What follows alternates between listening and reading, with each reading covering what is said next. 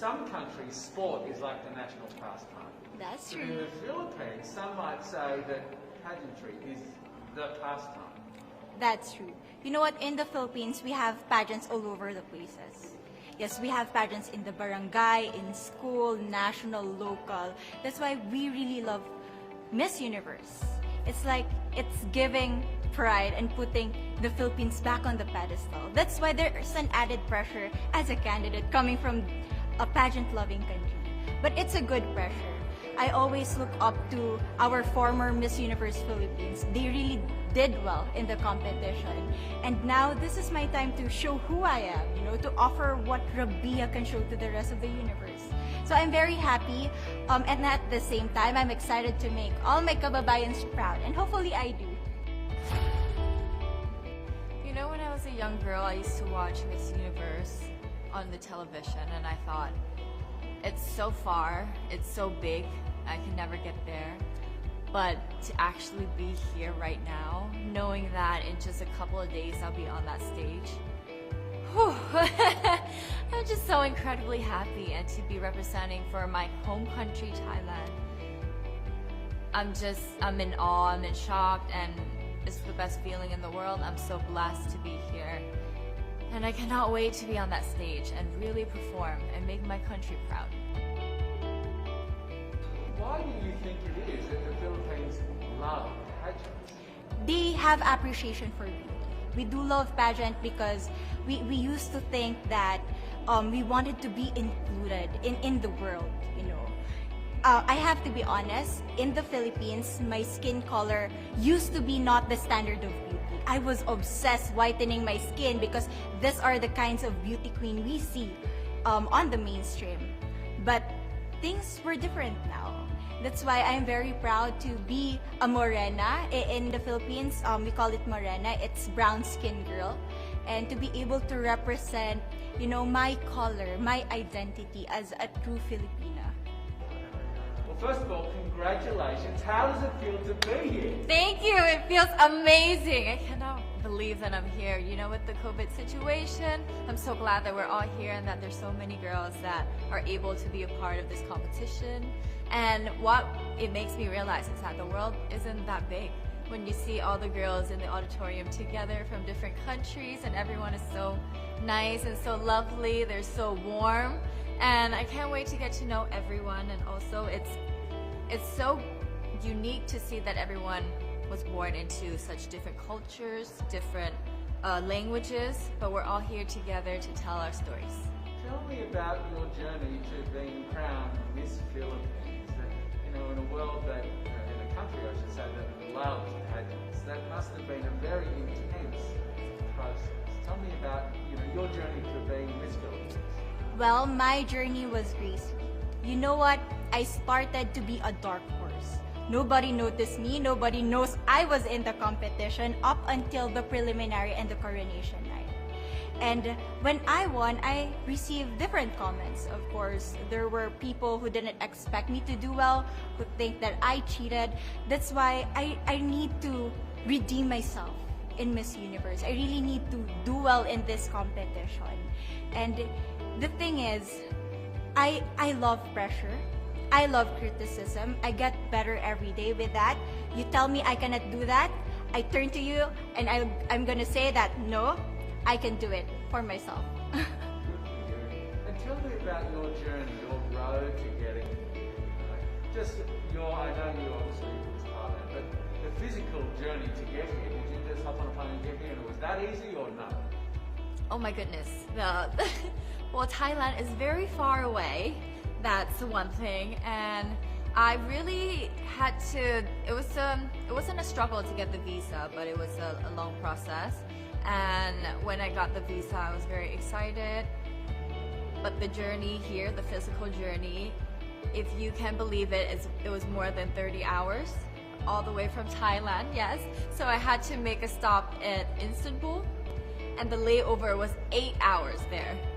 Oh my goodness, but it was so amazing. I'm so blessed that some of my teams were able to come with me as well, my national directors. So they were there to keep me company, making sure that I'm okay and, you know, giving all the support.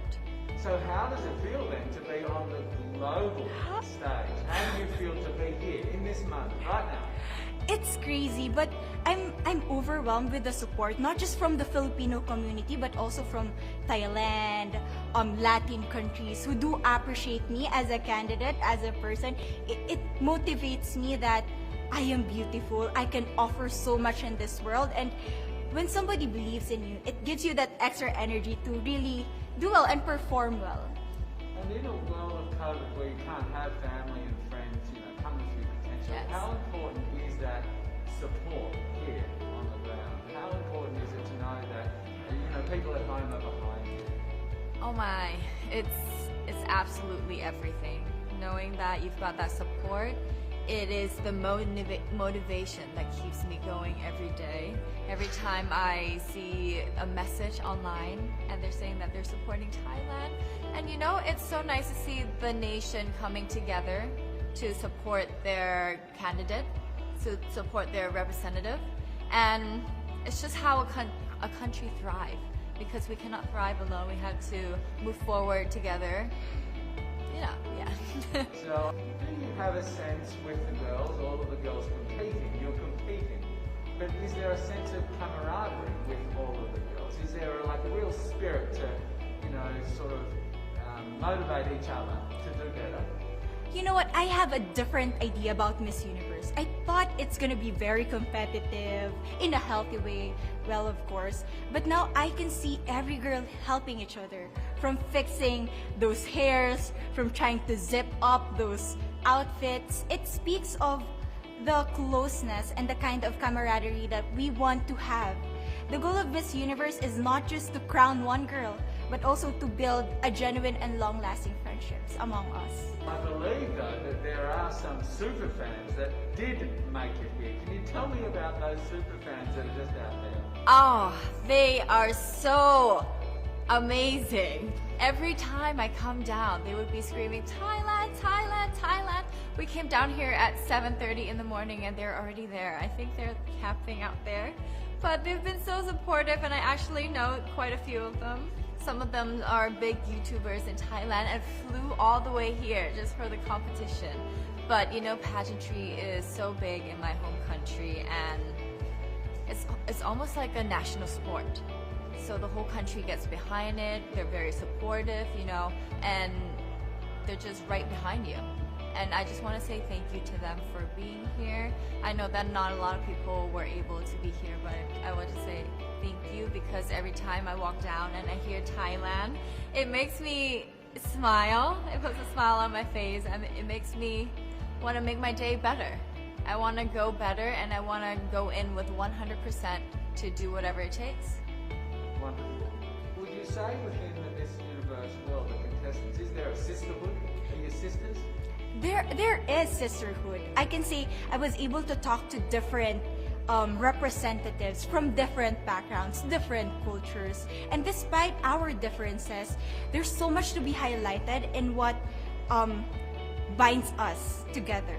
And that is because we want to empower women. We want to have our advocacies. We want to speak for the things that we love. And that's a celebration of women and the beauty that we have. One last question, or a couple last questions. How has it been on the ground? How has, you know, the week sort of been unfolding? What is your day-to-day like? Give your fans at home and give our viewers a sense of what's it like. What is it like here? It is incredible. It's an incredible journey to have been able to meet all of the girls. Because you know, when you know of each other online and you've been messaging, you're on WhatsApp, there's a WhatsApp group, you've been talking, but then to actually come here and meet them in reality, it's just a whole different feeling.